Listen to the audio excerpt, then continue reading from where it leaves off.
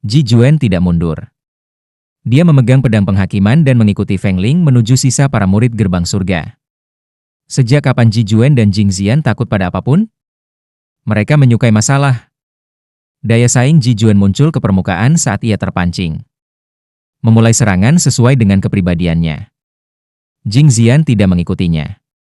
Dia sangat gelisah oleh Huo Yuhao sebelumnya, dan belum pulih. Selain itu, dia juga merasakan sesuatu dari tekanan spiritual luar biasa yang dibawa oleh Huo Yuhao. Dia butuh waktu untuk mencerna semuanya. Feng Ling dengan cepat bergegas kembali ke wilayahnya sendiri. Semua orang dari gerbang surga secara alami mendengar konfrontasinya dengan sekte Tang. Seluruh sekte, termasuk dua pria parubaya, segera berkumpul. Ji Juan mengangkat pedangnya dan berjalan. Bei ingin mengikutinya, tetapi dia dihentikan oleh Jing Xian. Biarkan dia mengisi perutnya. Kalau tidak, dia akan curahkan semuanya pada kita. Bei segera duduk. Dia menghela nafas sedikit, dan matanya dipenuhi dengan empati untuk orang-orang dari gerbang surga. Bibir Jing Xian bergerak sedikit. Orang seperti apakah kamu? Bei tersenyum dan mengungkapkan serangkaian gigi putihnya, aku orang baik. Jing Xian menoleh dan mengangkat bahu. Sejak dia datang ke Tang Sekte, dia lebih sering tersenyum. Kamu siapa? Apa yang kamu inginkan? Salah satu pria parubaya berteriak pada Ji Juan saat dia berjalan. Ji Juan memegang pedang penghakiman. Saat dia bergerak maju, auranya sangat berubah. Seolah-olah dia dan lingkungan sekitarnya telah berasimilasi. Namun, lingkungan tidak berasimilasi dengannya. Sebaliknya, ia berasimilasi dengan lingkungan. Segala sesuatu di sekitarnya menjadi sangat sunyi. Bahkan kicau burung yang bisa didengar sebelumnya menghilang. Dunia yang penuh warna dan cerah berubah redup dan abu-abu. Kedua pria parubaya itu mulai serius. Ji Juan akhirnya berhenti. Entah kau mengalahkanku atau aku akan mengalahkanmu. Saat dia berbicara, dia mengangkat pedang penghakimannya dan meraihnya dengan kedua tangan. Dia mengangkatnya tinggi-tinggi di atas kepalanya. Cahaya aneh memanjang dari gagang pedang. Dua cincin kuning, dua ungu, dan dua jiwa hitam dengan cepat bangkit dari kaki Ji Juan. Namun, cincin jiwa ini berubah abu-abu di saat berikutnya. Seluruh tubuhnya menjadi abu-abu juga. Domain pedang soliter. Lapisan abu-abu mulai mengembang dengan kecepatan yang menakutkan. Lingkungannya diwarnai abu-abu di sekelilingnya. Huo Yuhao akhirnya membuka matanya. Dia terkesan. Domain saudara Ji semakin dan semakin lengkap. Mereka dari Heavenly Armor Sekte secara alami melihat konfrontasi yang sedang terjadi. Han Zanhu berdiri dan menyaksikan apa yang terjadi. Ketika dia melihat Ji Juan berjalan menuju murid-murid gerbang surga dan melepaskan 6 cincin jiwa, ekspresinya berubah. Meskipun Ji Juan terlihat lebih tua dari 20, dia pasti tidak lebih dari 30. Baginya menjadi kaisar jiwa pada usia itu berarti dia adalah yang terbaik di antara semua orang pada usia yang sama. Ketika Ji Juan mengangkat pedang penghakiman dan cincin jiwanya berubah abu-abu, ekspresi Han Zanhu juga berubah serius. Dia pasti memiliki kemampuan hebat mengingat hal-hal aneh yang kulihat ini. Pemuda ini luar biasa. Murid gerbang surga tidak akan membiarkan Ji Juan menggertak mereka juga. Mereka dengan cepat menyebar. Dua pria parubaya juga melepaskan cincin jiwa mereka. Sama seperti Ji Juan, mereka adalah kaisar jiwa 6 cincin. Namun, warna cincin jiwa mereka sedikit berbeda. Salah satu dari mereka memiliki 3 cincin jiwa kuning dan 3 ungu, sementara yang lain memiliki 3 cincin jiwa kuning, 2 ungu dan 1 hitam. Jelas, ini bukan kali pertama mereka bekerja sama. Kaisar jiwa dengan 3 cincin jiwa kuning dan 3 ungu mundur dengan cepat. Pada saat yang sama, dia mengangkat meriam jiwa ke bahunya. Jiwa berdering di tubuhnya menyala, dan undulasi kekuatan jiwanya meningkat secara signifikan. Dia adalah seorang insinyur jiwa ortodoks. Pria parubaya lainnya berdiri di tempat tanpa bergerak. Saat suara dentang terdengar, baju zirah tebal muncul di tubuhnya. Armor hitam pekat itu membawa sedikit cahaya perak. Jelas, itu dibuat menggunakan beberapa bentuk logam khusus. Baju besi ini, termasuk helm, menutupi tubuhnya dari kepala hingga kaki. Bukan hanya itu, tapi insinyur jiwa yang dekat ini bahkan memiliki perisai di tangannya. Sekte gerbang surga adalah sekte rekayasa jiwa. Selain dua pria parubaya ini, Sisanya juga melepaskan alat jiwa mereka. Feng Ling juga mengenakan baju zirah dan membawa perisai. Terlebih lagi, armornya tampak lebih kuat daripada pria parubaya itu. Namun, ia hanya memiliki 4 cincin jiwa. Dengan membawa perisainya, dia melindungi dirinya seperti kura-kura di cangkangnya. Sepertinya dia takut tidak ada yang tahu dia takut mati. Ledakan. Bola cahaya putih yang intens dilepaskan dari meriam jiwa pria parubaya itu. Seorang penyerang selalu memiliki keuntungan. Ji Juan muncul di depan mereka, dan cincin jiwanya adalah kombinasi terbaik yang mungkin dimiliki jiwa kaisar. Dua pria parubaya dari gerbang surga ini bertindak sangat hati-hati. Mereka telah melepaskan serangan meriam untuk menguji kemampuan Ji Juan. Murid-murid gerbang surga yang lain tersebar di sekitar mereka. Meskipun mereka mengambil alat jiwa mereka tidak menyerang. Ji Juan sendirian. Dia memiliki banyak rekan senegaranya yang sedang beristirahat. Ketika para murid gerbang surga melihat 6 cincinnya, mereka tercengang. Sebagian besar orang yang berinteraksi dengan mereka hanya memiliki 4 cincin. Bahkan ada yang hanya punya 3 cincin. Hanya memiliki alat jiwa yang mereka lakukan sudah dianggap cukup baik. Ji Juan berdiri di tempat dan memotong pedang penghakimannya ke depan. Tindakannya sederhana dan langsung. Pedang penghakiman berubah menjadi hitam dan secara akurat mengenai shell meriam jiwa.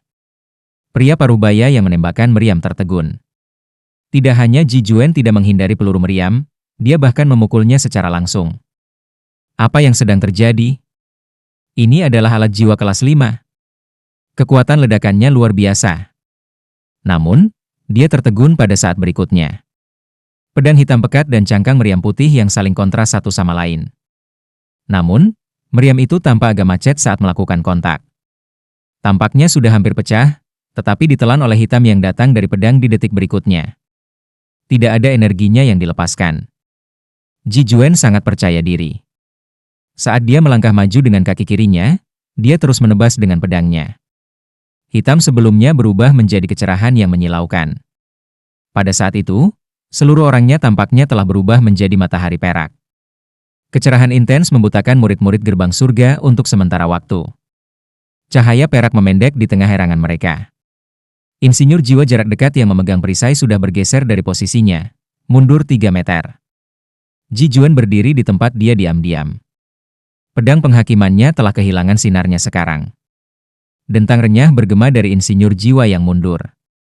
Setelah ini, sebuah pemandangan yang menakjubkan muncul. Garis cahaya perak dilepaskan dari perisainya. Itu berkembang seperti pola pada cangkang kura-kura. Bunyi berderap mengikuti saat perisai itu berubah menjadi tumpukan puing di tanah. Bukan hanya ini, tetapi cahaya perak yang mengembang bahkan muncul di armornya. Itu dimulai dari helmnya sampai ke tubuhnya. Seluruh baju zirahnya retak dan jatuh. Namun, yang aneh adalah dia tidak terluka sama sekali. Ada hampir 40 orang di sepetak tanah kosong ini. Namun, seluruh tambalan berubah menjadi sunyi senyap saat ini. Bahkan suara kicau burung tidak dapat didengar di domain ini. Kelabu tampaknya menyebar tanpa henti. Semua orang dari gerbang surga ditelan. Tatapan Ji Juan sedingin biasanya. Namun, dia tampak jauh lebih kecewa kali ini. Dia dengan lembut menggelengkan kepalanya dan berbalik. Dia menempatkan Judgment Sword di bahunya dan berjalan kembali menuju Tangsek. Domain abu-abu mengikutinya kembali. Dia sudah sangat tampan. Tetapi dalam pertarungan singkat ini, keramahannya telah mengejutkan semua orang. Dia adalah seorang fanatik pedang, dan hanya hidup untuk pertempuran dan pedang. Dia bukan Algojo. Selain itu, kontrol instan itu adalah sesuatu yang dia kejar. Di matanya, murid-murid gerbang surga tidak cukup fit baginya untuk benar-benar melepaskan pedangnya. Han Zanhu heran. Hanya ada satu pemikiran di benaknya, jika aku yang berdiri di depannya, apa yang akan aku lakukan terhadap pedangnya? Metode pertempuran Ji Juan adalah salah satu dari jenis. Dia bukan seorang master jiwa, atau seorang insinyur jiwa. Namun, dia sangat kuat, terutama dalam kontrol. Jika dia bisa merobek perisai dan armor lawannya, dia pasti bisa merobek tubuh lawannya juga. Namun, dia tidak membahayakan pria itu. Dia hanya mengancamnya dengan pedangnya, dan menyebabkan semua orang dari gerbang surga membeku di tempat. Feng Ling menggigil dan sesuatu yang basah bisa dirasakan di selangkangannya. Siapa yang baru saja aku sakiti? Pria parubaya yang melepaskan serangan jarak jauh mengambil 2 langkah ke depan dan muncul di samping rekannya. Dia bertanya dengan lembut, "Senior, apakah kamu baik-baik saja?" Dia hanya melihat wajah pucat seniornya. Tubuhnya gemetar, dan dia memutar kepalanya untuk melihat rekan senegaranya. Dia berbisik, "Ayo pergi." Dia dengan cepat melepas bagian yang tersisa dari helmnya dan menunjuk ke arah murid-murid gerbang surga. Pada titik ini, semua orang dari gerbang surga pindah secara disiplin. Mereka sangat cepat, seolah-olah mereka sedang bergegas. Yang tercepat melarikan diri adalah Feng Ling. Lemaknya tampaknya dipenuhi dengan kekuatan baru sekarang. Ji Juan sudah kembali ke sisi Huo Yuhao. Dia berbalik untuk melihat Huo Yuhao seolah dia menanyakan sesuatu padanya. Huo Yuhao tersenyum dan menjawab, menghilangkan kegelapan, kecerahan instan. "Kamu sangat mengesankan. Kamu telah bergabung dengan pedangmu." Senyum terungkap di wajah dingin Ji Juan. Itu adalah senyum langka. "Jika kamu bisa bergerak sama sekali, aku tidak akan bisa mengalahkanmu." Huo Yuhao terkekeh, "Itu sulit dikatakan. Aku hanya lebih kuat dari kamu dalam hal kekuatan spiritual aku. Namun, niat pedang yang terbentuk dari kombinasi kekuatan spiritual dan jiwa kamu menjadi semakin kuat saat kamu perlahan-lahan tumbuh. Jika ini terus berlanjut, kamu akan lebih kuat dari aku, setidaknya dalam aspek itu." Mata Ji Juan menjadi cerah. Dia sepertinya mengerti sesuatu, dan mengangguk ke arah Huo Yuhao. "Biarkan aku tidur sebentar." Huo Yuhao masih berbaring di pangkuan Wang Dong'er. "Baik." Ji Juan mengakui kata-katanya dan kembali ke posisi semula.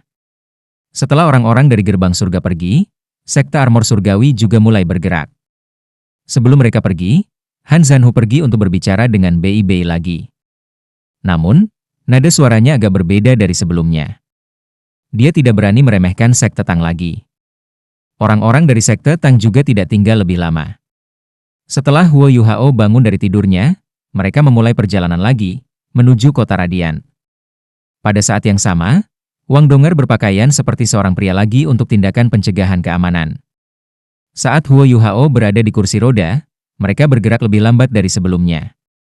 Sudah matahari terbenam pada saat mereka tiba di kota Radian.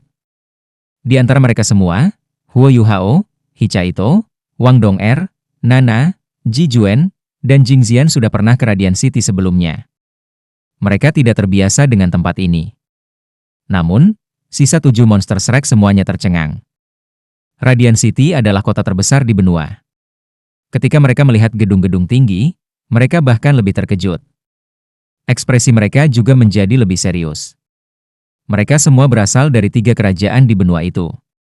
Sebagai ancaman terbesar di benua itu, Kekaisaran Sanmun yang berkembang memberi tekanan besar pada kekaisaran lain. Bahkan Huo Yuhao tidak tahu seberapa kuat Kekaisaran Sanmun. Mereka belum melihat insinyur jiwa yang benar-benar hebat dari kekaisaran. Menurut informasi yang mereka berikan, mereka harus menyelesaikan registrasi ketika mereka mencapai kota Radian. Meskipun pendaftaran sebelumnya telah selesai, mereka masih harus melalui putaran pendaftaran ini untuk memverifikasi kedatangan mereka.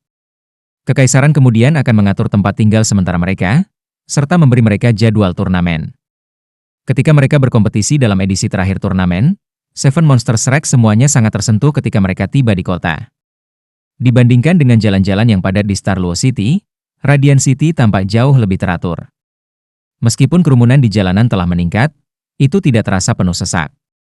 Ini adalah keuntungan dari kota besar. Tentara dengan baju besi-besi berpatroli di jalan-jalan sesekali. Setiap regu terdiri dari 12 tentara, semuanya sangat disiplin. Meskipun Huo Yuhao telah tinggal di kota Radian untuk beberapa waktu, dia tidak terlalu mengenal gedung-gedung di sini. Dia telah sangat diinvestasikan dalam alat jiwa setiap hari, dan tidak punya waktu untuk berjalan-jalan. Namun, ada orang lain yang akrab dengan daerah itu. Nana tumbuh di kota ini, dan cukup akrab dengan hal-hal di sekitar sini. Dia dengan mudah dapat memimpin semua orang ke area pendaftaran. Itu adalah hotel 8 lantai yang besar.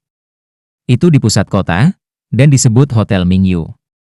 Itu sepenuhnya putih keperakan, dan bisa dilihat dari jarak yang cukup jauh. Setiap cerita cukup tinggi. Meskipun hanya ada 8 lantai, itu masih dianggap sebagai bangunan yang sangat tinggi di Radian City. Lobi hotel memberikan nuansa metalik. Dekorasi internalnya identik dengan dekorasi eksternal, benar-benar putih keperakan. Berbagai dekorasi ramping menyerupai alat jiwa yang indah dan memberi seseorang keinginan untuk menyentuh mereka. Perasaan pertama yang diberikan hotel kepada mereka adalah sederhana, namun megah. Pada saat ini, ada banyak orang berkumpul di lobi.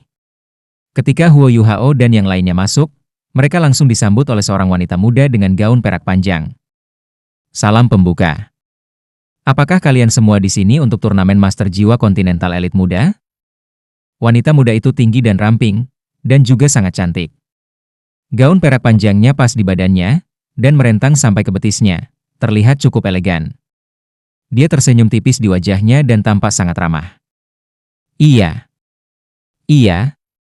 Susanshi berjalan di depan, dan dia buru-buru mengakui kata-katanya. Wanita muda itu tersenyum kepadanya dan berkata, "Aku perlu kalian semua menunggu karena banyak tim juga baru saja tiba. Ikuti aku." Ketika dia berbicara, dia membawa semua orang ke lobi.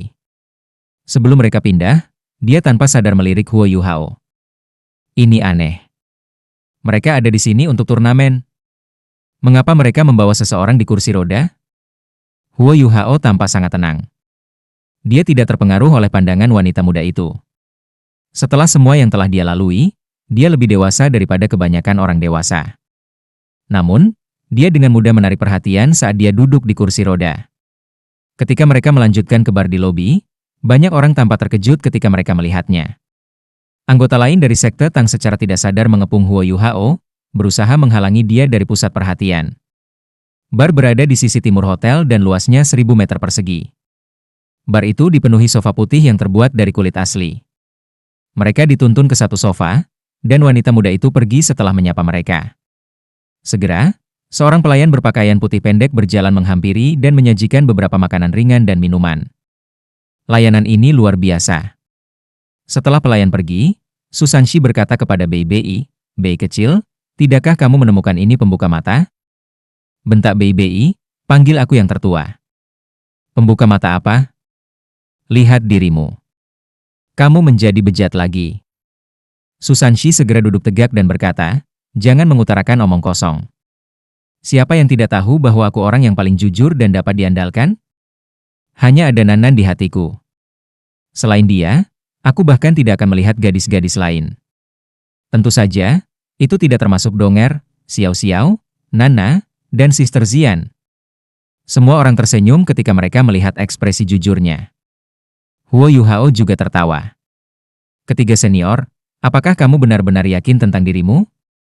Apakah kamu yakin tentang itu?" Susanshi merasa malu.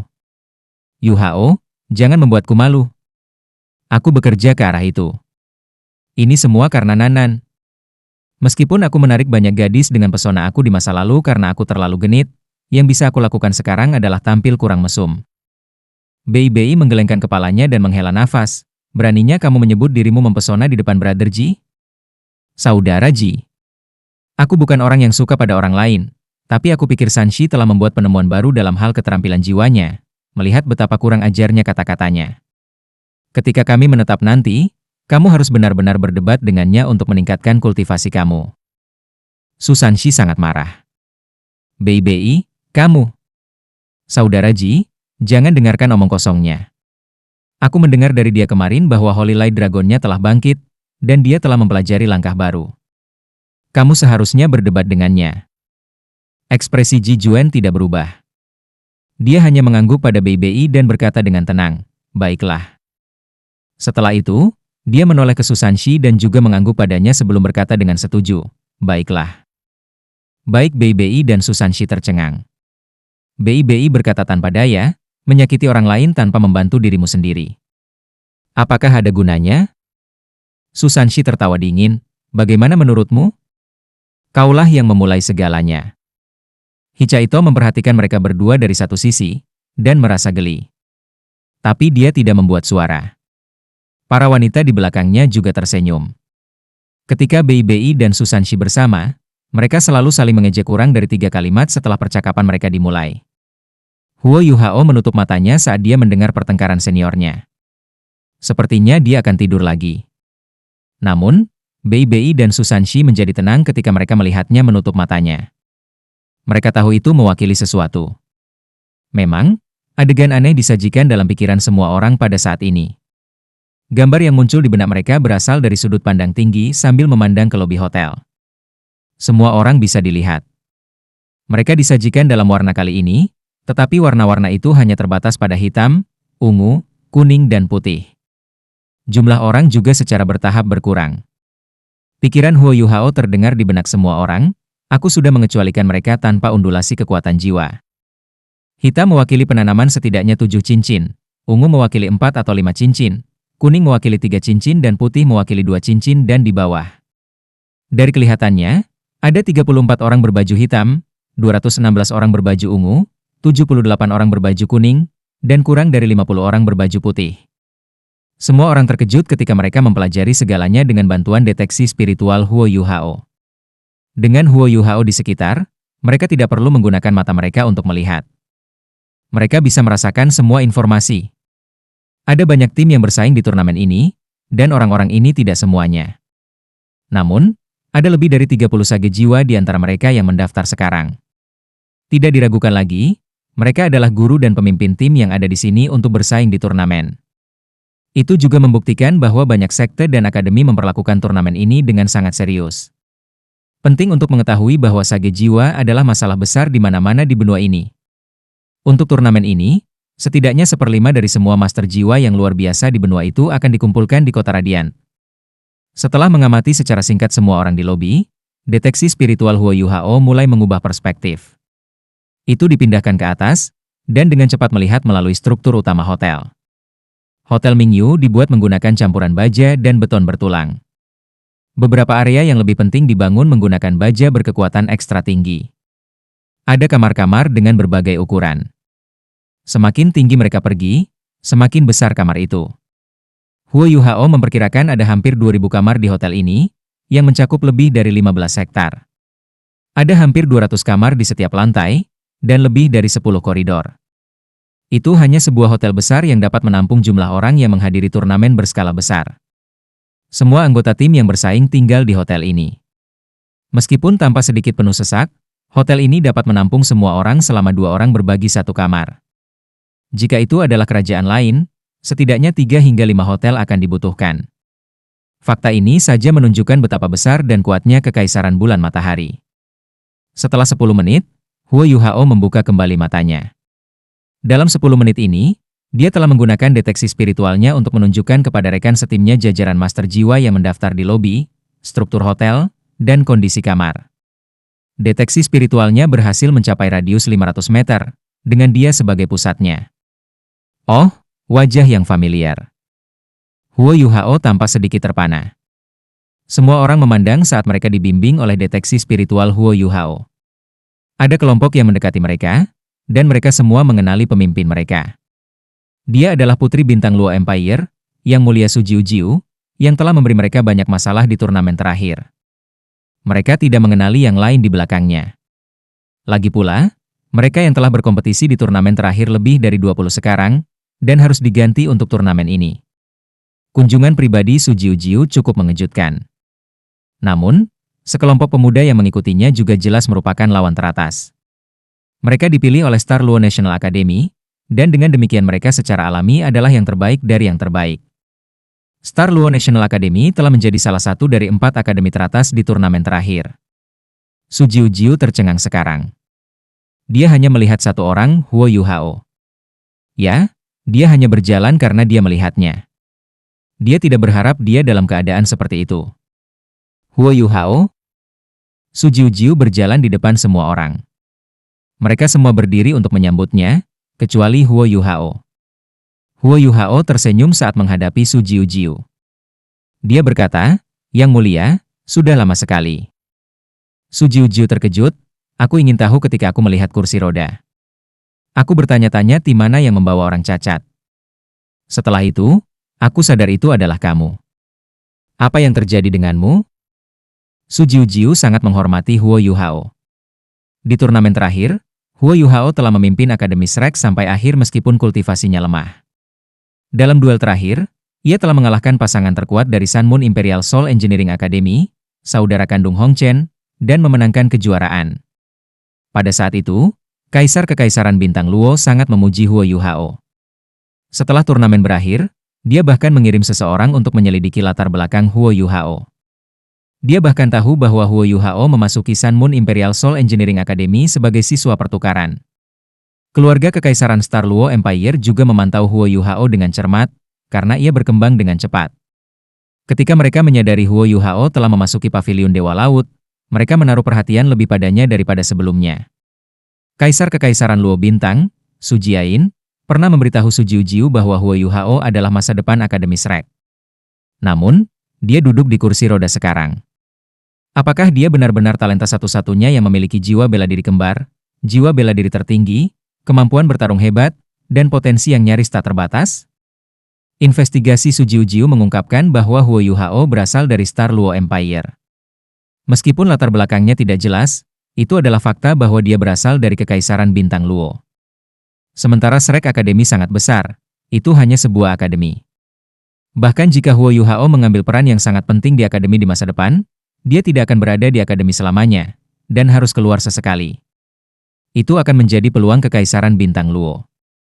Su Jiayin secara pribadi menginstruksikan padanya bahwa Huo Yuhao harus ditarik ke Kekaisaran begitu dia memberanikan diri keluar dari akademi. Jika dia bisa melayani Kekaisaran, dia akan menjadi pilar Kekaisaran di masa depan. Masing-masing dari mereka tahu bahwa Huo Yuhao bisa menjadi Douluo transenden di masa depan dengan potensinya. Selain itu, dia bahkan bisa mencapai tingkat Douluo Ultimate. Apa yang diwakili oleh Douluo tertinggi? Keberadaan yang strategis. Akademi Shrek hanya menjadi sebuah eksistensi yang tidak berani diperintah oleh kerajaan karena tetua MU. Jika Douluo berjudul bisa melenyapkan kota, Douluo utama bisa mengubah hasil perang. Meskipun ada aturan yang tidak diucapkan bahwa seorang guru jiwa dari tingkat tertentu tidak bisa menyerang orang biasa, ancaman yang dibawa oleh seorang guru jiwa yang kuat kepada musuh-musuhnya sudah cukup menakutkan. Selama beberapa tahun terakhir, militer Kekaisaran Sun Moon telah sangat aktif. The Star Luo dan Heavenly Soul Empires berada di bawah tekanan besar. Ini terutama berlaku untuk Kekaisaran Luo Star, kekaisaran terkuat kedua di benua itu. Jika mereka bisa menarik Huo Yuhao, dan bahkan Akademi Shrek, ke pihak mereka, Kekaisaran Luo Bintang akan menjadi cukup kuat untuk menantang Kekaisaran Matahari Bulan. Setelah turnamen terakhir berakhir, mengapa tulang kiri Arm Ice Empress Scorpion berakhir di tangan Huo Yuhao seolah-olah itu adalah hadiah? Itu adalah umpan dari Kaisar Kekaisaran Bintang Luo. Hanya saja mereka tidak memiliki kesempatan untuk berinteraksi setelah itu. Hari ini, Su Jiujiu terkejut mengetahui bahwa Huo Yuhao duduk di kursi roda. Wajahnya pucat, yang mengungkapkan bahwa ia menderita semacam penyakit. Karena dia telah memantau Huo Yuhao, dia jelas tentang betapa pentingnya dia untuk Akademi Shrek. Dia berakhir dalam kondisi seperti itu meskipun dia dilindungi oleh title Douluo dari Akademi Shrek. Apa yang sebenarnya terjadi? Su Jiujiu cukup tajam. Dia bisa mengatakan bahwa memang ada masalah dengan kaki Huo Yuhao. Selanjutnya, lengan kirinya juga tampak sangat kaku. Mereka terkulai dan tidak sejalan dengan tubuhnya. Dia sepertinya tidak berakting. Terima kasih atas perhatian kamu, Yang Mulia. Aku hanya mengalami beberapa masalah. Huo Yuhao menjawabnya dengan tenang. Huo Yuhao terkesan dengan bagaimana Kaisar mencoba menariknya ke sisinya. Dia juga memiliki kesan mendalam tentang Su Jiujiu. Sangat disayangkan bahwa Su Jiayin dan Su Jiujiu tidak tahu bahwa Huo Yuhao memiliki hubungan dekat dengan Duk Harimau Putih. Justru karena Duk Harimau Putih Huo Yuhao punya rencana sendiri. Dia tidak bisa ditarik ke samping mereka. Tidak mungkin masalah kecil karena dia di kursi roda. Su Jiujiu mengerutkan alisnya, tapi dia tidak mungkin menunjukkan ini. Dia ragu-ragu sejenak. Dia menyapa seluruh anggota timnya dengan sopan sebelum bertanya kepada Huo Yuhao, "Karena kamu sudah dalam kondisi ini, apakah kamu masih bisa bersaing? Selanjutnya, kamu semua adalah juara bertahan. Mengapa kalian semua menunggu untuk mendaftar?" Menurut aturan, 8 besar dari turnamen sebelumnya memiliki prioritas registrasi. Kami baru saja menyelesaikan pendaftaran kami. Huo Yuhao menjawab, "Kami tidak mewakili Akademi Shrek kali ini." Saat dia mengatakan ini, ekspresi Su Jiujiu berubah lagi dengan takjub. Mereka tidak mewakili Akademi Shrek? Dia memindai semua orang, dan melihat barisan lengkap dari turnamen terakhir. Tak satu pun dari mereka yang hilang. Mengapa mereka tidak mewakili Akademi Shrek? Sebagai putri dan pemimpin Departemen Intelijen, Su Jiujiu mulai memikirkan hal-hal lain. Ketika dia memperhitungkan kondisi tubuh Wo Yuhao, dia langsung percaya bahwa Akademi Shrek dalam masalah besar. Bei Bei dapat mengatakan bahwa dia terlalu banyak berpikir dari ekspresinya. Dia buru-buru berkata, "Yang mulia, kamu terlalu banyak berpikir. Kami tidak mewakili Akademi karena aturan baru. Namun, kami masih menjadi bagian dari Akademi.